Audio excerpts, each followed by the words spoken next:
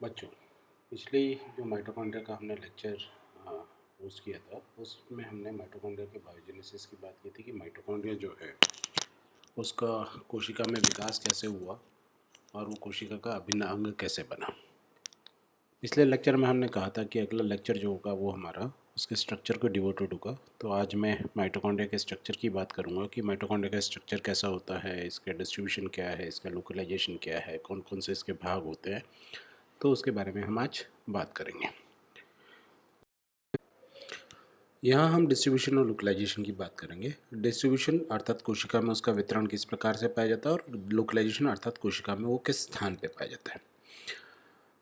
Distribution की जब हम बात करते हैं तो हम कहते हैं कि उनकी संख्या की भी हम बात करना चाहते हैं इसके साथ में कि उसकी प्रत्येक कोशिका में संख्या कितनी होती है। प्रत्येक कोशिका में इसकी संख्या जो है वो निर्भर करती है कि उस कोशिका का कार्य किस प्रकार का है। कोशिका के कार्य के आधार पर इसकी संख्या निर्धारित होती है। यदि किसी कोशिका में ऐसा कोई कार्य होता है जिसमें ऊर्जा की खपत ज़्यादा होती है या एटीपी की अधिक आवश्यकता होती है तो उसके अंदर जो है माइटोकॉन्ड्रिया की संख्या अधिक होती है। या कुछ ऐसी कोशिकाएं जिनमें कि कोशिकाओं की संख्या कम है तो उसके अंदर जो है कोशिका का कार्य ऐसा है जिसमें ऊर्जा की खपत कम है तो उसके अंदर माइटोकॉन्ड्रिया की संख्या कम पाई जाती है। इवन कोशिका में किस स्थान पे पाया जाना है या माइटोकॉन्ड्रिया किस स्थान पे पाए जाते हैं, यह भी उस कोशिका के अंदर एटीपी के खपत के ऊपर निर्भर करती है। यदि कोई कोशिका ऐसा कार्य कर रही है या कोशिका का कोई हिस्सा जहाँ पे कि एटीपी की खपत का कार्य हो रहा है तो वहाँ माइटोकॉन्ड्रिया की संख्या ज़्यादा हो जाती है या एकत्रित हो जाते हैं वह माइटोकॉन्ड्रिया, क्योंकि हम कहते हैं कि कोशिका द्रव्य जो है वह चलायमान है, गतिशील है, तो उसके अंदर जो है वहाँ पे वो माइटोकॉन्ड्रिया पहुँच जाते हैं। अगर हम कहें कि हृदय की जो पेशी कोशिकाएं हैं, पेशी कोशिकाओं में एक्टिन और मायोसिन फिलामेंट्स के साथ में माइटोकॉन्ड्रिया की संख्या अधिकता से पाई जाती है, क्योंकि मायोफाइब्रिल के साथ में जो है उनकी संख्या इसलिए अधिक पाई जाती है क्योंकि उनके संकुचन के लिए ऊर्जा जो प्रदान की जाती है वो माइटोकॉन्ड्रिया के द्वारा ही प्रदान की जाती है।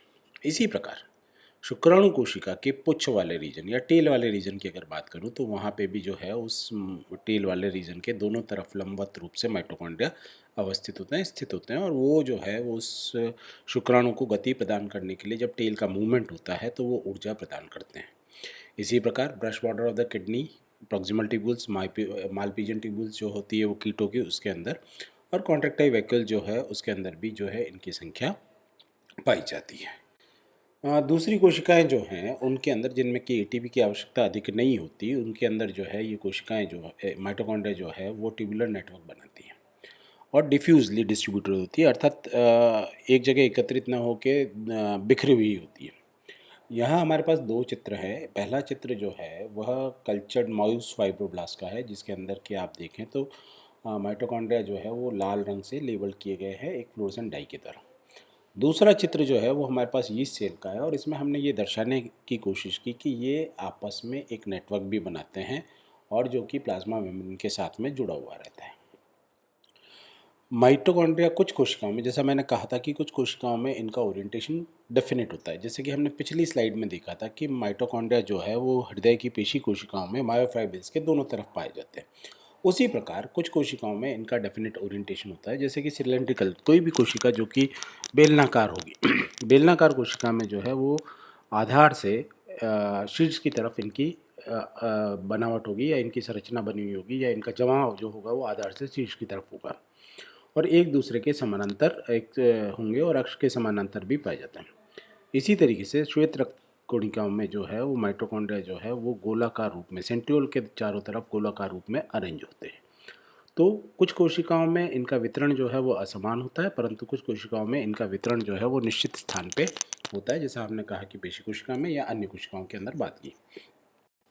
अब अगर मैं इनकी बाह्य संरचना की बात करूं कि किस तरीके की संरचना इनके साथ में होती है, तो अगर मैं इनके आकार और इनकी संख्या की बात करूं कि सामान्यतः एक कोशिका में इसका आकार कितना होता है और इनकी संख्या कितनी होती है। आकार की बात करूं तो सामान्यतः हम कहते हैं कि माइटोकॉन्ड्रिया जो है वो एक बेलनाकार संरचना में पाए जाते हैं।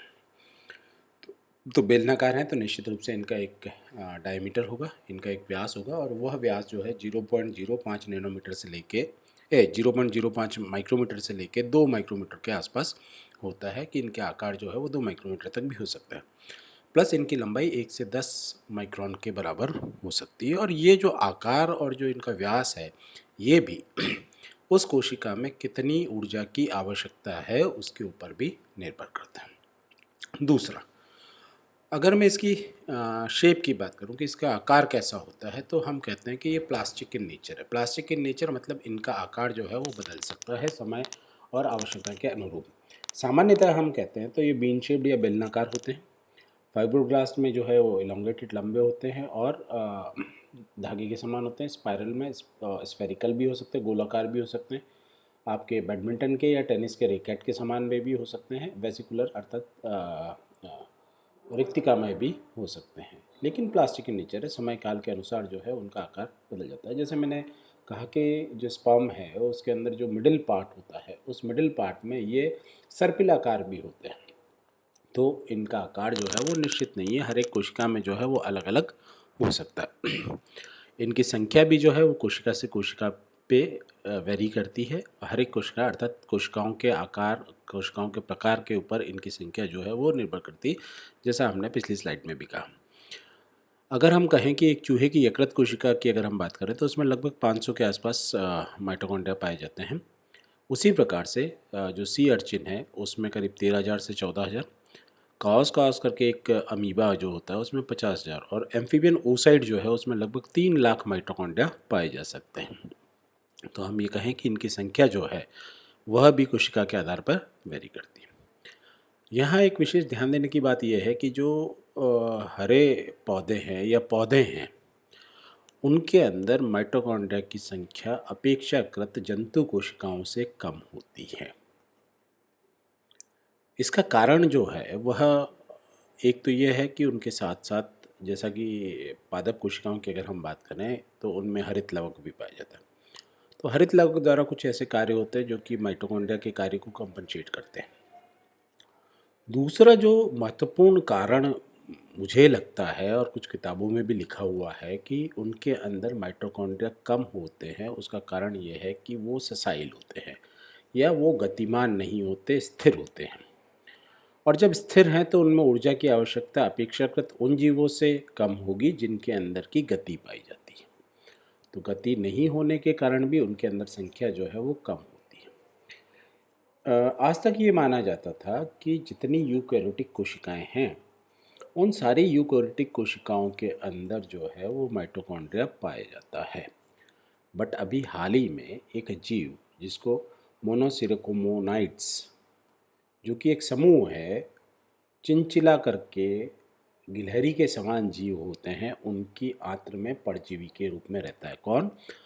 मोनोसिरेकोमोनोइड्स। वो परजीवी के रूप में रहते हैं जिनके अंदर की माइटोकॉन्ड्रिया नहीं पाया जाता।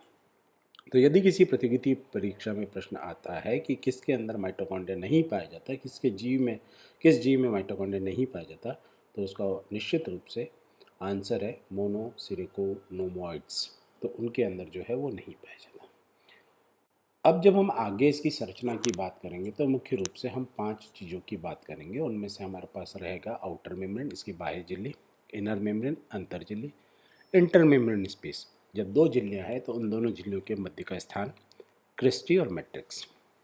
हम यहाँ पे इन 2 झिल्लियों की बात इसलिए करेंगे क्योंकि जैसा हमने पिछले लेक्चर में कहा था कि कोशिका में जो है वो 2 प्रकार के कोशिकांग पाए जाते हैं। एक कोशिकांग वे होते हैं जिनके अंदर की एक ही झिल्ली पाई जाती है और दूसरे प्रकार की कोशिकांग जिनके अंदर की 2 झिल्लियाँ पाई जाती हैं। 2 झिल्ली वाले कोशिकांग की अगर हम प्रमुख रूप से बात करें तो पिछली बार भी हमने कहा था कि केंद्रक माइटोकॉन्ड्रिया और हरित लवक जो है वो 2 झिल्ली वाले हैं। तो यहाँ 2 झिल्ली है।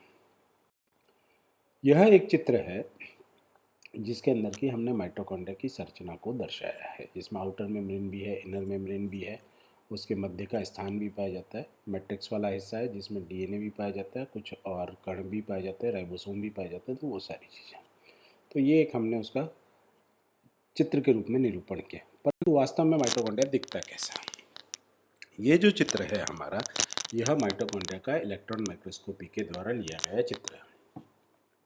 अगर आपको पिछला लेक्चर याद है तो उसमें शायद हमने दूसरी या तीसरी स्लाइड में दिखाया था कि माइटोकॉन्ड्रिया जो है वो लाइट माइक्रोस्कोप में कैसे दिखते हैं और जितना हम पढ़ते हैं या जितना हम माइटोकॉन्ड्रिया के बारे में जानते हैं, वह अधिकतम जो चीज़ें हमको प्राप्त हुई है वे प्राप्त हुई है उसके इलेक्ट्रॉन माइक्रोस्कोपी चित्र के द्वारा। तो यहाँ भी अगर हम देखें तो ये बाहर की तरफ जो है दैट इज़ बाह्य झिल्ली है हमारे पास। ये जो बाहर वाला हिस्सा है दिस इज आउटर मेम्ब्रेन। ये अंदर वाली झिल्ली हमको दिखती है, इन दोनों के बीच की झिल्ली, अंदर वाली झिल्ली अगर कहें तो ये अंदर वाली झिल्ली है हमारी। और इसके बीच का स्थान जो है, ये वाला जो स्थान है बीच वाला, ये इंटरमेम्ब्रेन स्पेस है। ये हमारे क्रिस्टी हैं। ये स्थान हमारा मैट्रिक्स वाला है कि इसके अंदर ये मैट्रिक्स पाए जा रहे हैं। और इसका आवर्धन इतना नहीं कर रखा कि हमको इसके अंदर F1 पार्टिकल या कुछ और चीज़ें दिखे।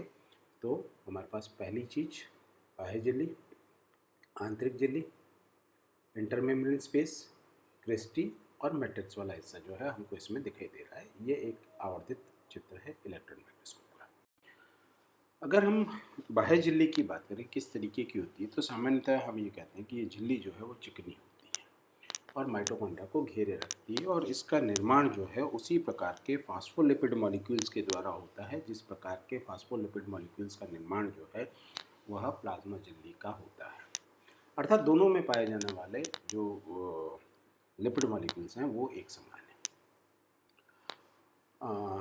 जो है इसके साथ में एक चीज़ और होती है कि जो हमारी बाह्य झिल्ली है उसके अंदर कुछ एंजाइम भी पाए जाते हैं जो कि हमारे माइटोकॉन्ड्रिया की क्रियाविधि या माइटोकॉन्ड्रिया के कार्यकी को योगदान देते हैं। कुछ प्रोटीन्स पाए जाते हैं जिनको कि हम कहते हैं पोरीन्स। पोरीन्स अर्थात पोरीन शब्द की उत्पत्ति जो है वह पोर शब्द से हुई है जिसका तात्पर्य होता है कि छिद्र। और छिद्रों के द्वारा जब आवागमन होता है या ऐसे प्रोटीन जो आवागमन में मदद करते हैं, they are also called as porins. तो इनके अंदर पोरीन्स है और वो पोरीन्स जो हैं वो छोटे मॉलिक्यूल्स को लाने ले जाने का काम करते हैं। और ऐसे मॉलिक्यूल्स जिनका कि अणुभार लगभग 5000 डाल्टन के आसपास होता है उनको लाने ले जाने का काम करते हैं। आयन हमारे लिए पोषण अणु जिसमें carbohydrate, lipid, protein, ATP, ADP, वो जो है वो बड़े आसानी से मेम्ब्रेन के आर पार हो सकते हैं। जैसा हमने कहा कि किस कुछ एंजाइम पाए जा सकते हैं, उसमें से दो एंजाइम की हम यहाँ नाम लेंगे। एक तो कहलाता है एडिनाइल साइक्लेज, वो एडिनाइलेट साइक्लेज एक पाया जाता है, और दूसरा है न्यूक्लियोसाइड डाइफॉस्फोकाइनेज। ये दो तरीके के एंजाइम जो हैं वो आउटर झिल्ली में या आउटर मेम्ब्रेन के अंदर पाए जाते हैं।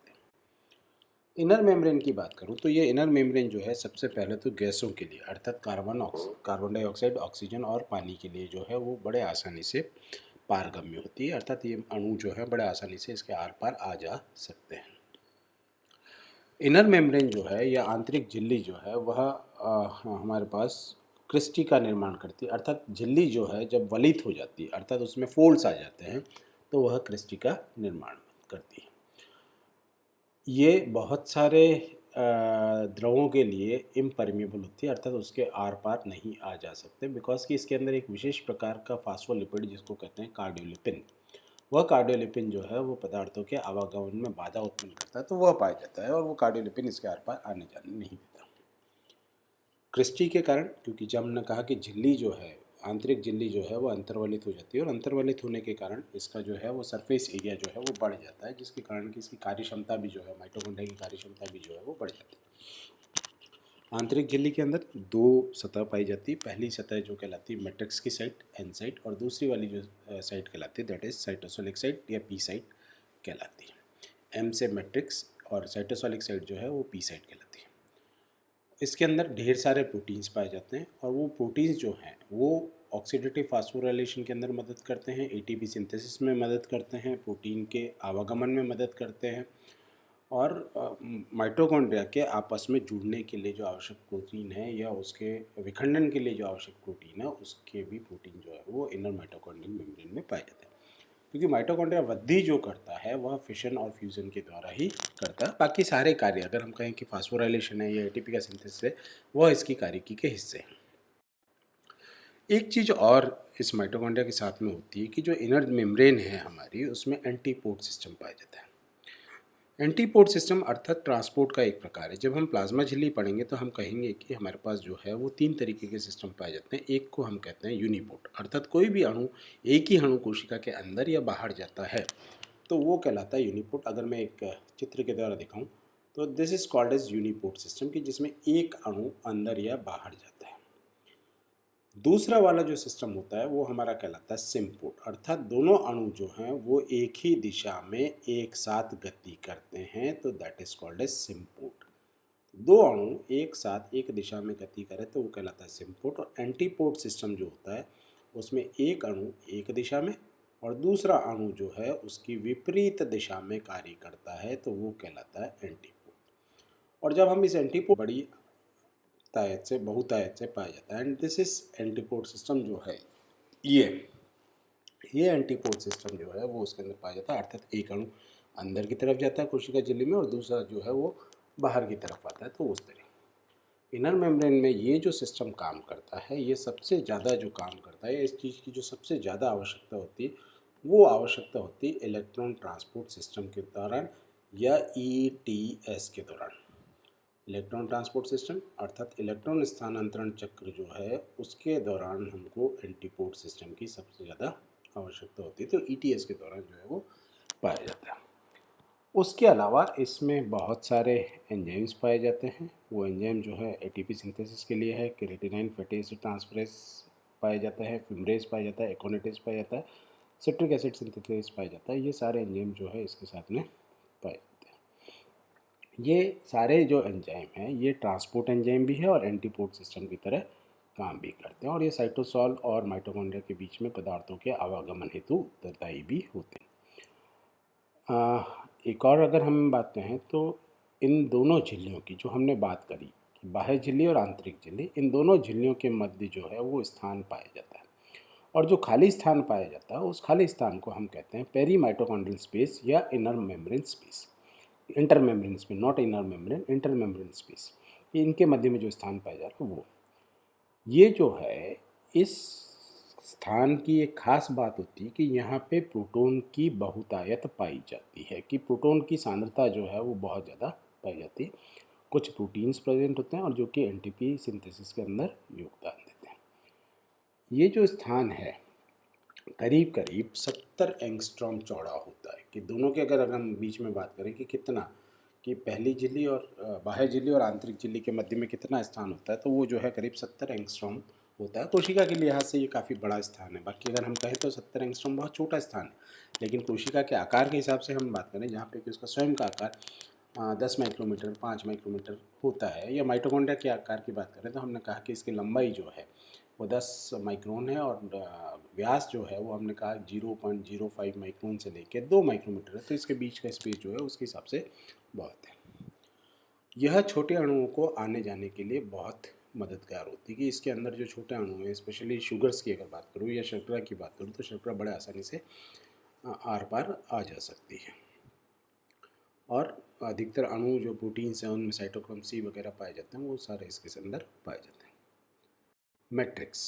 मैट्रिक्स वाला हिस्सा वह है जो कि आंतरिक झिल्ली के मध्य में पाया जा रहा है, या बीच का एक स्थान है जहाँ पे एक द्रव बड़ा रहता है जिसको कि हम कहते हैं मैट्रिक्स। और उस मैट्रिक्स जो है वो जेल के आकार का होता है, या जेल के समान होता है, कि जो हम बालों में जेल लगाते हैं या कोई और जेल जो हम यूज़ करते हैं उसके समान होता है, अर्थात सेमी सॉलिड नेचर का होता है, डेंस होता है, सघन होता है और एक सार होता है। अर्थात इसमें ऐसा नहीं है कि एक कोई अणु बड़ा होगा एक कोई अणु छोटा होगा, अर्थात सभी अणुओं का आकार जो है वह करीब करीब समान होगा। दूसरा, माइटोकॉन्ड्रिया का लगभग 66% प्रोटीन जो है वह मैट्रिक्स के अंदर पाया जाता है, बिकॉज की बहुत सारी अभिक्रियाएं जो है माइटोकॉन्ड्रिया की वह मैट्रिक्स के अंदर होती है, तो वो माइटोकॉन्ड्रिया के अंदर पाया जाता है।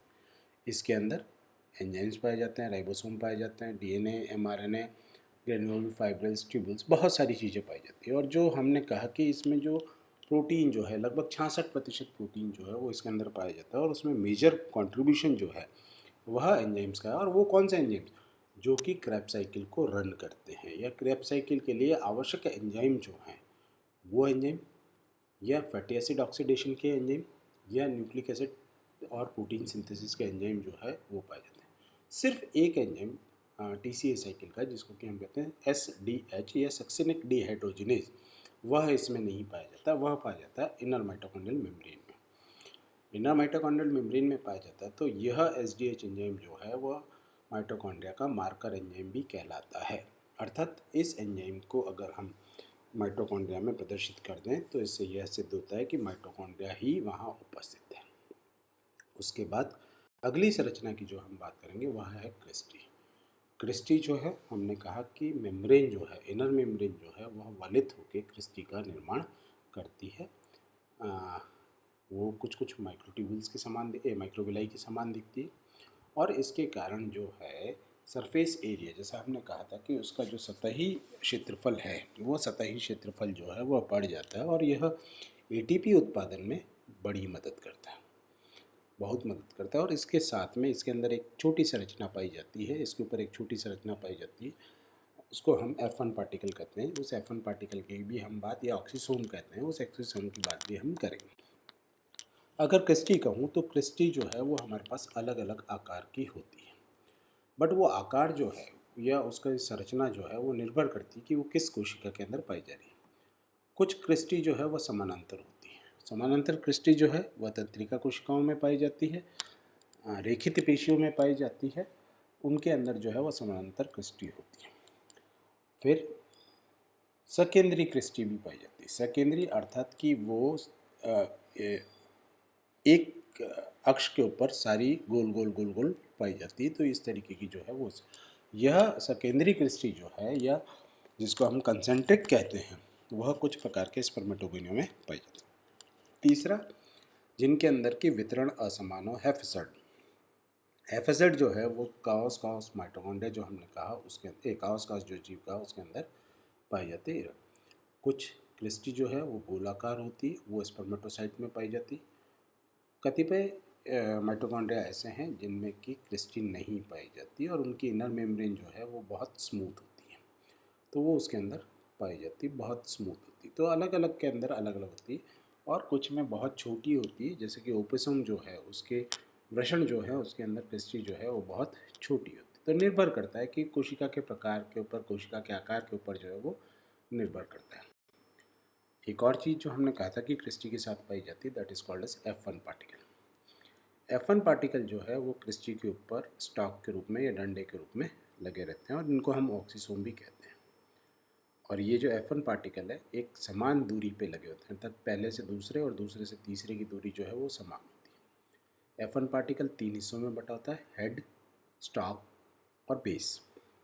स्टॉक जो है उसका आकार जो है वो करीब 50 एंगस्ट्रॉम, वृंत का आकार जो है 50 एंगस्ट्रॉम होता है। हेड वाला रीजन जो है जिसको कि हम F1 रीजन भी कहते हैं, वो F1 रीजन जो है करीब 100 एंगस्ट्रॉम का होता है और जो आधार वाला हिस्सा होता है उसको F0 पार्टिकल कहते हैं। और जब हम इलेक्ट्रॉन ट्रांसपोर्ट चेन पढ़ेंगे तब हम इसका आकार जो है वो निश्चित रूप से डिटेल में पढ़ेंगे, क्योंकि इसका जो एक प्रमुख कार्य है वो ETS में मदद करना। जैसा मैंने कहा कि समान दूरी पे लगे रहते हैं, तो दो F1 पार्टिकल के मध्य की दूरी जो है वो लगभग 100 एंगस्ट्रॉम होती है और इसके अंदर ये इसका प्रमुख कार्य जो है वो ATP का निर्माण करना और ऑक्सीडेटिव फास्फोराइलेशन करना। तो इसके अंदर ATPase एंजाइम पाया जाता है और वे सारे एंजाइम पाए जाते हैं जो कि ऑक्सीडेटिव फास्फोराइलेशन करते हैं और इसीलिए इसका नाम जो रखा वो ऑक्सीसोम रखा। तो यहाँ तो हमने बात करी कि माइटोकॉन्ड्रिया की संरचना कैसे होती है, लेकिन पिछली स्लाइड में हमने एक जगह बात की थी कि जहाँ पे हमने ये कहा था कि मैट्रिक्स में DNA भी पाया जाता है। और इससे पिछली जो लेक्चर था हमारा जिसमें हमने कहा था कि बायोजेनेसिस है, तो बायोजेनेसिस में हमने कहा था कि कोई प्रोकैरियोट जो है वो कोशिका के अंदर सहजीवी के रूप में रहने लगा, तो उस जो है वो उसको कोशिका का अंग बन गया, तो उसमें पाया जाने वाला DNA जो था वो उसी के अंदर रह गया। तो इसी कारण से जो माइटोकॉन्ड्रिया है उसके अंदर स्वयं का DNA पाया है।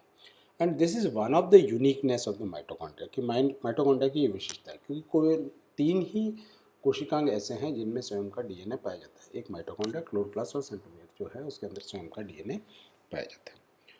और इसका DNA जो है वो सर्कुलर होता है या वृत्ताकार होता है, जो कि एक और हमको प्रमाण देता है कि चूँकि बैक्टीरिया का DNA भी वृत्ताकार होता है और इसका DNA भी वृत्ताकार होता है, तो ये एक प्रमाण है कि माइटोकॉन्ड्रिया जो है उसकी उत्पत्ति जो है एक सहजीवी बैक्टीरिया के रूप में हुई।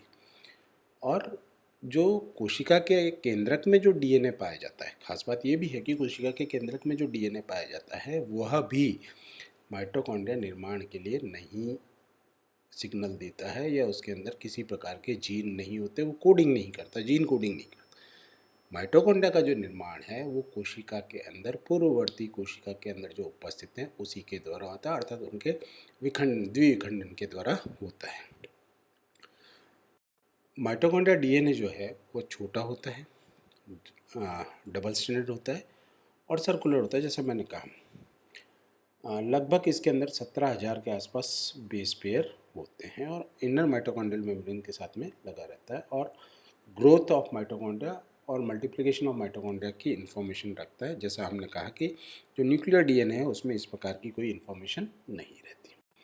इसके अतिरिक्त ये जिस आरएनए का निर्माण करता है, इसके द्वारा जिस आरएनए का निर्माण करता है वे आरएनए जो हैं वो माइटोकॉन्ड्रिया की कार्यकी के लिए जिम्मेदार प्रोटीन का निर्माण करते हैं। यह 2 आरएनए इसका निर्माण करता है, 22 टी आरएनए और 13 माइटोकॉन्ड्रियल मेम्ब्रेन प्रोटीन्स का निर्माण करता है।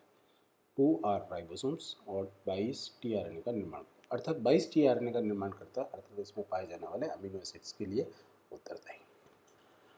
यह सामान्य डीएनए के समान या बैक्टीरियल डीएनए के समान जो है वो रेप्लिकेशन और डुप्लीकेशन कर सकता है। लेकिन एक चीज़ और है कि अगर हम ये कहें कि फुल्ली ऑटोनोमस है, अर्थात इसमें पूर्ण स्वायत्ता पाई जा रही, तो इसमें पूर्ण स्वायत्ता नहीं पाई जाती। कहीं न कहीं इस जो हमारे पास माइटोकॉन्ड्रिया में डीएनए है उसकी थोड़ी बहुत निर्भरता जो है वो केंद्रक में पाए जाने वाले डीएनए के अंदर के ऊपर भी निर्भर करती है, क्योंकि कुछ सिग्नल जो है वह केंद्रक के द्वारा ही प्रदान की, जैसे कि हमने कहा कि किसी भी कोशिका के अंदर माइटोकॉन्ड्रिया की संख्या में वृद्धि होनी है या जब डिवीज़न के अंदर जानी है तो वो डिवीज़न का जो सिग्नल आना है या विभाजन, कोशिका विभाजन का जो सिग्नल आना है वह सिर्फ और सिर्फ केंद्रक के द्वारा, और जब केंद्रक के द्वारा आ रहा है तब कौन सी अभिक्रिया होनी है माइटोकॉन्ड्रिया में, कौन सी नहीं होनी है, यह भी तय हो जाता है। तो उसके आधार पे जो है हम ये कह सकते हैं कि ये पूर्णतः स्वायत्त नहीं हो। चूँकि माइटोकॉन्ड्रिया में डीएनए पाया जाता है तो हम एक चीज़ और कहते हैं कि माइटोकॉन्ड्रिया का डीएनए जो है वह मातृत्व वंशागति के लिए जिम्मेवार होता है। ऐसा क्यों कहते हैं? क्योंकि हमारे अंदर जितने भी माइटोकॉन्ड्रिया उपस्थित हैं, चाहे वो पुरुष हो चाहे वो स्त्री हो या किसी भी जीव का नर या मादा हो, उसके अंदर जो माइटोकॉन्ड्रिया उपस्थित हैं वह उसकी माता की देन होते हैं। माता की देन कैसे होते हैं?